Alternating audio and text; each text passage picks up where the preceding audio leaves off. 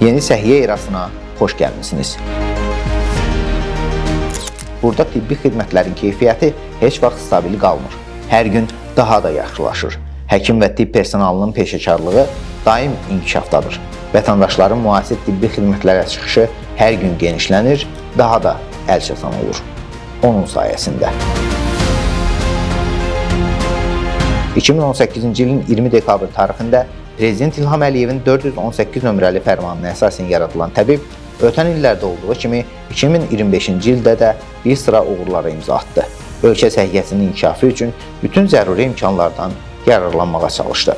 Bu ildə təbibin tabeliyində fəaliyyət göstərən tibb müəssisələrində əhaliyə göstərilən tibbi xidmətlərin həcmi əvvəlki illərlə müqayisədə əhəmiyyətli dərəcədə artdı.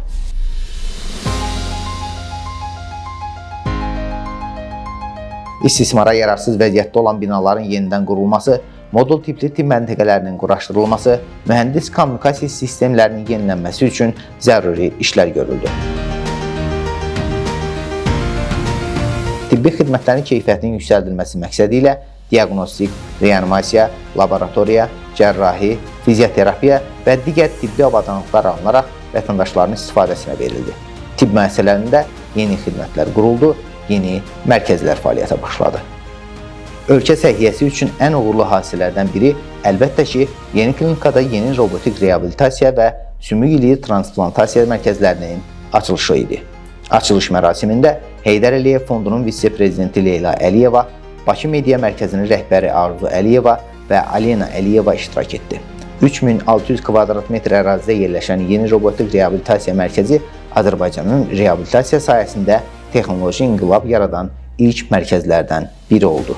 Mərkəzin yaradılmasında məqsəd pasientlərin funksional müstəqilliyini bərpa etmək, həyat keyfiyyətini yüksəltmək və hərəkət imkanlarını maksimum səviyyəyə çatdırmaq, həmçinin ölkəmizdə əlillik səviyyəsini minimuma endirməkdir. Həmin gün növbəti açılış sümük iliyi transplantasiya mərkəzi idi. Qonaqlara məlumat verildi ki, mərkəz müasir tələblərə cavab verən yüksək ixtisaslaşmış tibbi mərkəz kimi formalaşdırılıb. Sahə üzrə xəstəliklərin müalicəsində ən son elmi nailiyyətləri tətbiq edən geniş təcrübəyə malik komanda tərəfindən idarə olunacaq. Bir gün sonra isə hər iki mərkəzə mediatur təşkil olundu və hər bir media nümayəndəsi açılış zamanı qeyd olunan üstünlüklərin həm də canlı şahidi oldular.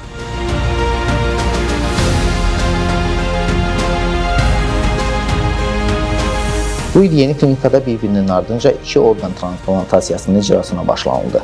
İcbari tibbi sığorta çərçivəsində ilk dəfə canlıdan canlıya qaraciyər transplantasiyası, may ayında böyrək transplantasiyası əməliyyatlarına başlanıldı.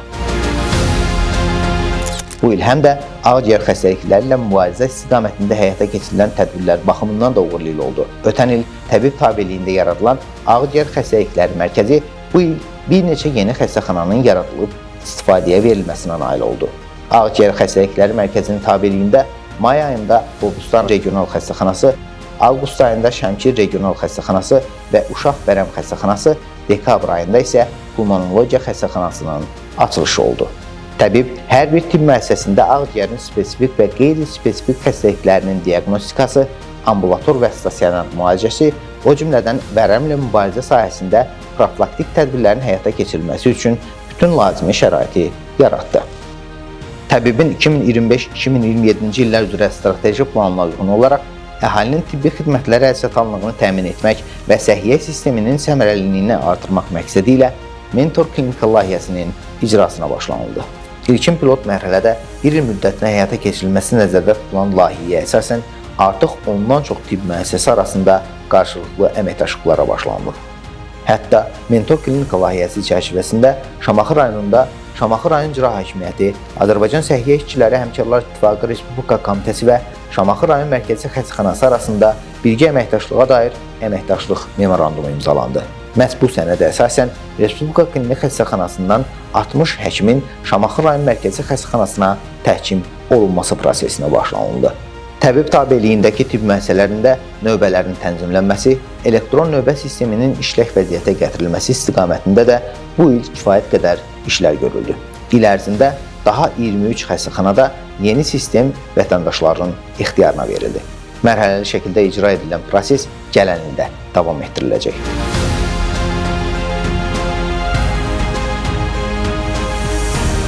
Tibb müəssisələrində laborator xidmətlərin keyfiyyətinin artırılması istiqamətində də işlər görülüb. Bugün tibb müəssisələrində əvvəllər heç vaxt olmayan çoxsaylı laborator analizlərin verilməsi mümkündür.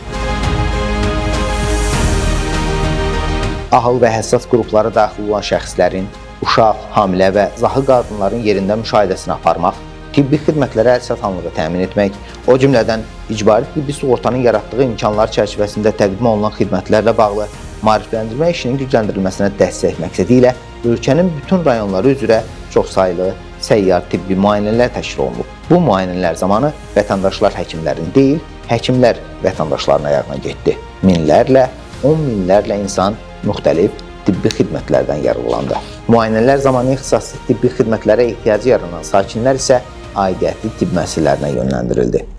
Təbib dövlət proqramının təmin edilməsi istiqamətində tədbirləri bu il bir qədər də genişləndirdi. Məqsəd uşaqlar, o cümlədən məktəblilər arasında xəstələnmə, sağlamlıq imkanlarının məhdudluğunun və ölüm səviyyəsinin azaldılmasıdır. Bir sözlə, uşaqdan böyüyə, cavandan yaşlısına kimi hər kəsin sağlamlığı üçün çalışdıq və çalışırıq. Çünki bu, dəyişən yanaşmaların, güclənən sistemin təzahürüdür. Yeni səhiyyə erasıdır.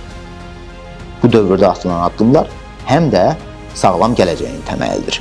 Əminik ki, gələcək də sağlam gələcək.